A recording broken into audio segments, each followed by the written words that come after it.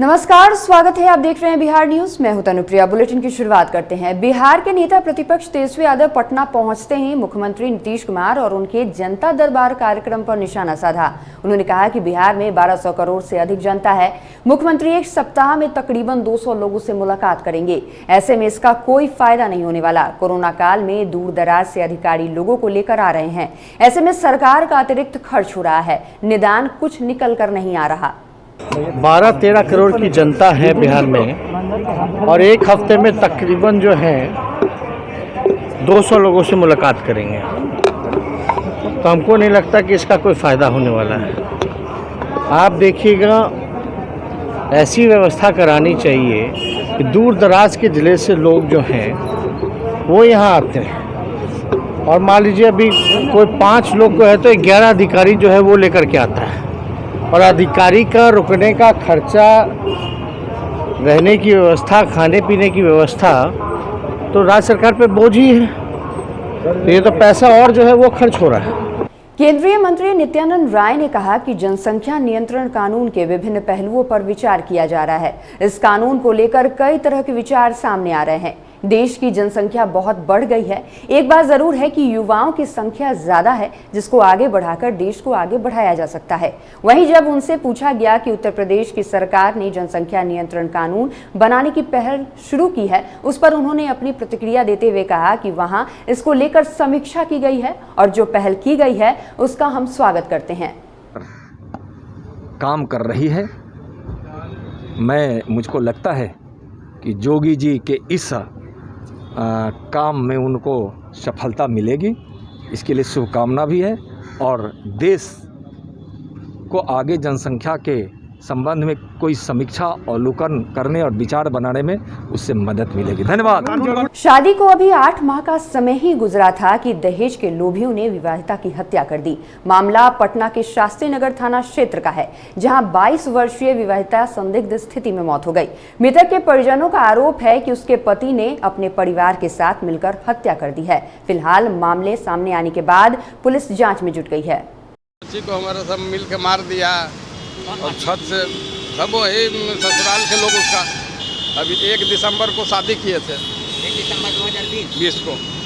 और उसके बाद वहाँ गई, फिर वहाँ से मैके गई, उसके बाद आई और फिर यहाँ से सगुना हमारा अथी है ससुराल है। बच्ची के साथ मारपीट होता था। हाँ, शुरू से प्रताड़ना करता था। सर को उसके ससुराल वाले ने सब मिलकर मार दिया है। नवादा में बढ़े हुए पार्किंग दर के विरोध में बस मालिक संघ ने विश्व शांति चौक पर जमकर प्रदर्शन किया। हिसुआ नगर परिषद की बैठक में बोर्ड द्वारा नई दर तय की गई है, जिसका विरोध किया जा रहा है।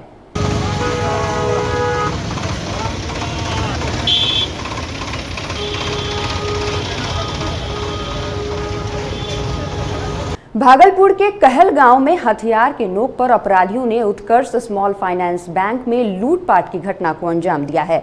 बताया जा रहा है कि करीब आधा दर्जन अपराधियों ने पिस्तौल की नोक पर करीब 4 से 5 लाख रुपए की लूट 15 मिनटों के अंदर कर ली। अपराधियों ने बैंक कर्मियों के 5 मोबाइल भी ले लिए। पिस्तौल के बट से अपराधियों ने 3 कर्मचारियों पर वार भी किया, जिसमें कैशियर घायल हो गया, जिसे अनुमंडलीय अस्पताल में भर्ती कराया गया है। मौके पर पहुंची एसडीपीओ ने बताया कि सीसीटीवी फुटेज को खंगाला जा रहा है और लूटी गई रकम के बारे में जानकारी ली जा रही है। Finance bank. अच्छा, इस बैंक का फंक्शनिंग क्या है? महिलाओं को ग्रुप बना कर लोन देंगे। अच्छा, ये आज कितने की लूट हुई होगी? लगभग 3 से 4 लाख 3 से 4 लाख की लूट हुई। मतलब अभी काउंट नहीं हुआ था। काउंट नहीं किया। आपका कलेक्टिंग एजेंट लाया होगा? जी, ला के काउंटर पे रखा था। अभी उसमें मतलब दोनों का रिसीविंग और पर्ची दोनों में रखा लगा था उसमें। औरंगाबाद के रफीगंज शिवगंज पथ में चलने वाली एक निजी बस के कंडक्टर ने यात्री के साथ मारपीट की, जिससे यात्री बुरी तरह से घायल हो गया। घायल यात्री को निजी अस्पताल में भर्ती कराया गया है।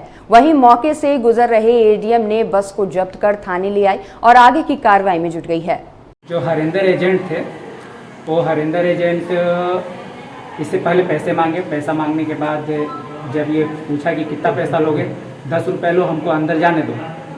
तो वो बोला कि 10 रुपये नहीं, 5 रुपये देंगे, दो। 5 रुपया ये किराया दिया। किराया देने के बाद जब ये अंदर चढ़ा तो अंदर चढ़ने के बाद क्या किया कि इसको ज़ोर से धक्का दे दिया। धक्का देने के बाद इसको गाली गलौज करने लगा। गाली गलौज करने के बाद 1-2 शब्द ये भी बोला, ऐसा नहीं कि इसने भी नहीं बोला है, 1-2 शब्द बोला है इसने भी, लेकिन ये बहुत सीधा लड़का था। सर यार गनिया मोड़ पे जो है सड़क जाम है, क्या मामला है सर? गनिया में एक्चुअली मिर्गनैनी बस है जो कि रफीगंज पटना के औरंगाबाद के बीच में चलती है। बेगूसराय जिले के बछवाड़ा प्रखंड क्षेत्र के रानी पंचायत के आजाद नगर गांव के सैकड़ों दलित महादलित परिवार के लोगों का बास्कीत की चर्चा की मांग को लेकर बछवाड़ा प्रखंड कार्यालय में अनिश्चितकालीन धरना जारी है। प्रदर्शन कर रहे परिवारों ने बताया कि वे लोग वर्षों से रेलवे की जमीन पे झोपड़ी बनाकर गुजर बसर कर रहे हैं, जिस कारण सरकारी लाभ से वंचित होना पड़ता है। आपको बता दें कि जिस जमीन पर ये लोग रह रहे हैं वहां भी रेल पदाधिकारी के द्वारा जमीन खाली करने का आदेश दे दिया गया है। गुमती से लेकर के रेलवे गुमती, जो उसको कितना नंबर गुमती कहते हैं, पछाड़ी गुमती से लेकर के ये पूरा आज़ाद नगर तक जो सैकड़ों लोग हैं जो 1971 में और 1962 में कटाव पीड़ित हुए थे और उनको उस समय बसाया गया था। तो उस समय जो बालिग थे, परिवार वाले थे, उनके नाम से ज़मीन आवंटित हुई थी। तब से उनका परिवार बढ़ते बढ़ते 1 से 20-25 तक हो गया है। मोकामा के शहरी और ग्रामीण इलाकों में जन वितरण प्रणाली को पटरी पर लाने की कवायद की जा रही है। इसी कड़ी में मोकामा के सभी 92 जन वितरण प्रणाली की दुकानों की ऑन स्पॉट जांच की गई। बाढ़ एसडीएम सुमित कुमार के आदेश पर अनुमंडल के बीडीओ, एमओ, सीओ ने जांच की और उपभोक्ताओं से अनियमितता की बाबत पूछताछ की।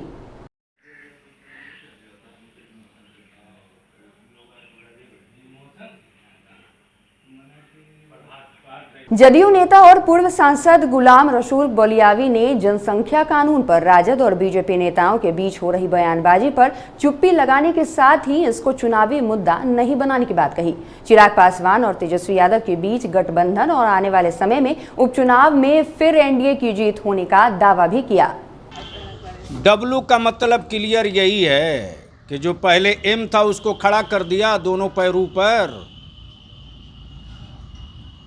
दोनों पैर ऊपर नहीं हुआ होता तो मैं फिर पूरी चुनौती देकर कह रहा हूं कि जिन लोगों ने बोरा में कस के मुस्लिम मतदाताओं ने वोट दिया था आरजेडी को, उन लोगों को चाहिए था कि पूछे आरजेडी के लीडरों से और उसके सुप्रीमो से, बारी सिद्दीकी कैसे हार गए, हैना साहब कैसे हार गई, और जो भी रियाजुल हक राजू कैसे हार गए, सरफराज आलम कैसे हार गए, वाई का वोट कहाँ गया।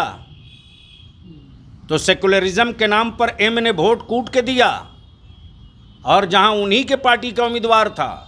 भागलपुर शहर का दक्षिणी क्षेत्र एक बार फिर बम की गूंज से दहल गया है। घटना को लेकर बताया जा रहा है कि मोहद्दीन नगर दुर्गा स्थान के पास हुई बमबाजी में एक व्यक्ति जख्मी हो गया है। सूचना पाकर बबरगंज थाने की पुलिस मौके पर पहुंच मामले की जांच की।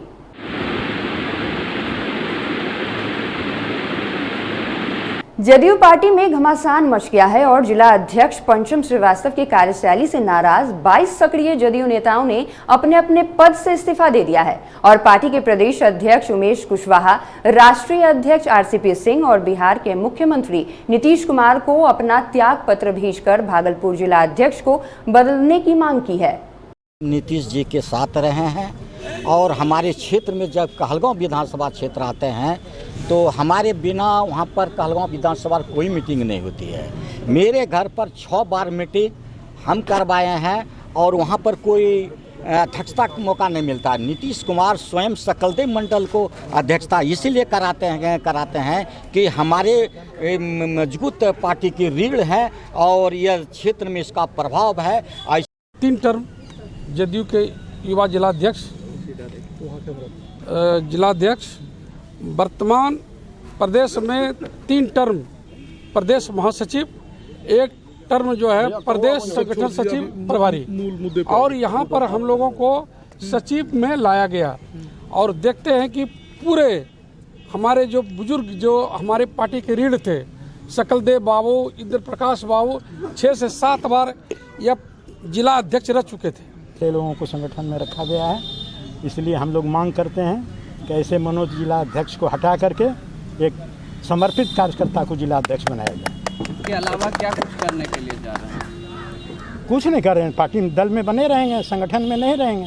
समर्पण का भाव तो दिख रहा है, लेकिन कहीं न कहीं एक मन में जो है दिख रहा है कि गुमाड़ भी है। किस बात को लेकर गुमाड़? गुमाड़ संगठन गलत है और पंचम श्रीवास जिला अध्यक्ष ही गलत हैं। और इस वक्त के बुलेटिन में बस इतना ही। मुझे दीजिए इजाजत। नमस्कार।